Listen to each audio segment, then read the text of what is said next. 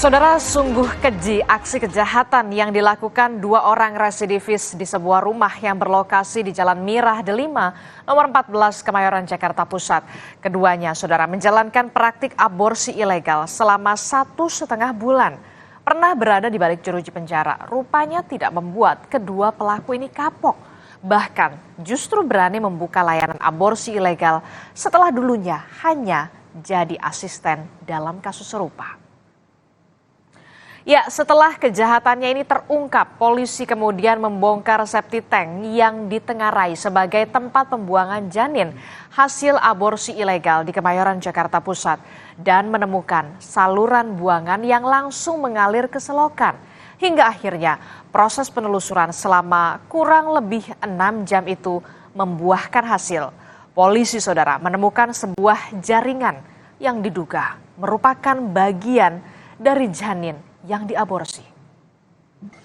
Dari rumah tersebut tidak ada saluran pembuangan yang menuju ke septic tank, tapi langsung menuju ke saluran pipa atau saluran menuju ke saluran pembuangan got. Seperti yang rekan-rekan lihat tadi di sebelah sana, telah ditemukan ya pada pukul sekitar 15.40 WIB ditemukan jaringan. Ya, jaringan ini yang kita masih belum tahu jaringan apa, yang kemudian nantinya akan dikirimkan ke laboratorium forensik. Ya, untuk diketahui apakah jaringan tersebut adalah merupakan jaringan janin seperti yang kita duga atau jaringan apa. Mungkin jaringan yang ditemukan tadi di saluran pembuangan di got. Ya, penyisiran di rumah aborsi ilegal kemudian berlanjut hari ini. Petugas Kepolisian Resort Metro Jakarta Pusat kembali melakukan pencarian jaringan dari janin yang diduga masih tertinggal di lokasi. Pencarian dilakukan dengan menelusuri hingga membongkar saluran air yang berada di sekitar TKP. Polisi, saudara, juga menyita sejumlah benda yang diduga ada kaitannya dengan rumah aborsi tersebut untuk diperiksa di laboratorium. Dan dari hasil pemeriksaan saluran air di dalam rumah ditemukan pula adanya alur pipa yang berkelok-kelok hingga menyulitkan petugas dalam melakukan pencarian. Dan inilah, saudara, dua tersangka utama dalam kasus praktik aborsi ilegal ini. SM dan juga NA dihadirkan di TKP untuk menunjukkan lokasi pembuangan janin hasil aborsi. SM sendiri, saudara, pernah terlibat dalam kasus aborsi ilegal dan baru saja bebas dari tahanan pada 7 Mei 2022 yang lalu. Sementara untuk NA keluar dari penjara pada bulan Juni tahun 2022. Kedua tersangka sama sekali tidak memiliki latar belakang pendidikan di dunia medis. Mereka bahkan hanya menggunakan alat-alat sederhana dan obat seadanya. Proses aborsi ilegal juga dilakukan dengan cepat, yakni 5 hingga 10 menit saja. Dalam satu kamar biasanya digunakan untuk 3 pasien. Para tersangka biasanya beroperasi pada sore hingga malam hari. Tersangka SM yang berperan menjadi eksekutor dalam praktik aborsi ilegal ini mempelajari segala sesuatunya secara otodidak. Ia pernah tergabung dalam jaringan aborsi ilegal di kawasan Duren Sawit. Dan saat itu ia masih menjadi asisten pembantu. Sementara untuk tersangka NA yang jadi asisten dalam pelaksanaan praktik aborsi ilegal justru merupakan otak dari kejahatan ini. Ia menyewa rumah dan juga mencari pasien serta mengajak tersangka SM. NA pun pernah terlibat dalam jaringan Cikini, masih dalam kasus yang sama, yakni aborsi ilegal. Nomornya lah yang disebarkan melalui media sosial untuk menjaring para pasien. Polisi juga masih menelusuri tentang siapa saja yang pernah menggunakan layanan praktik aborsi ilegal ini. Mengingat banyak data di telepon genggam NA yang sudah dihapus dan kini tengah diupayakan agar data-datanya bisa kembali dibuka. Ya, dalam kasus aborsi ilegal di Kemayoran, Jakarta Pusat, polisi menetapkan total ada 9 orang tersangka. Selain SM dan juga N, ada 7 tersangka lainnya, yakni 2 orang tersangka merupakan pegawai di rumah aborsi ilegal itu. Tepatnya ada SW selaku asisten rumah tangga yang ikut menyiapkan dan membersihkan alat dalam tindakan aborsi, serta SA yang merupakan sopir antar jemput pasien. Lantaran untuk menutupi jejaknya, tersangka melarang para pengguna layanannya yang disebut dengan pasien untuk datang sendiri ke lokasi. Sementara 4 tersangka lain merupakan perempuan yang menggugurkan kandungannya atau biasa disebut pasien, dan juga 1 orang lainnya yakni kekasih dari salah satu pasien. Praktik aborsi ilegal yang dijalankan tersangka NA dan juga SM memang berlangsung dalam rentang waktu yang cukup pendek, yakni sekitar 1,5 bulan.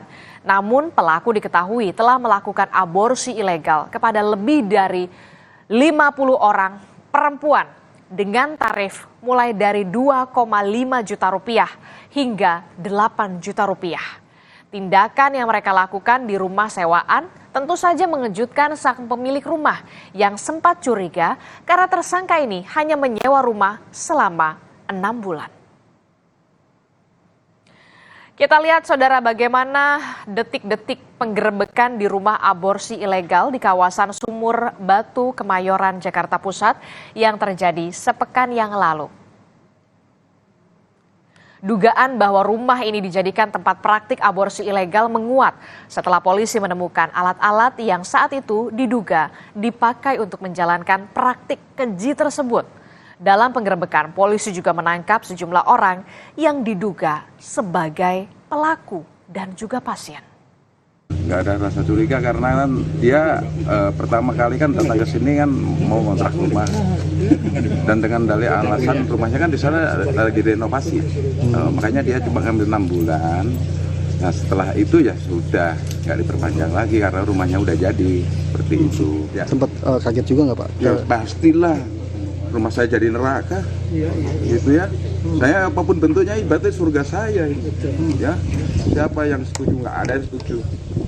Nggak terima ibarat saya begitu. Saya udah zolimi seperti itu. Ya, kasus ini terkuak karena kejanggalan demi kejanggalan yang terus terlihat hingga warga akhirnya menaruh curiga. Pasalnya setiap hari warawiri sebuah mobil yang menurunkan 2 hingga 3 perempuan di depan rumah. Gelagat aneh juga terlihat dari aktivitas seorang sopir yang mencuci mobilnya setiap pagi di pinggir jalan. Selain itu, warga akhirnya kerap mencium bau tidak sedap dari selokan. Sementara menurut kriminolog Adrianus Meliala, kurangnya pengawasan membuat praktik aborsi ilegal masih saja menjamur. Padahal tindakan aborsi memiliki sejumlah risiko kesehatan yang harus diperhitungkan.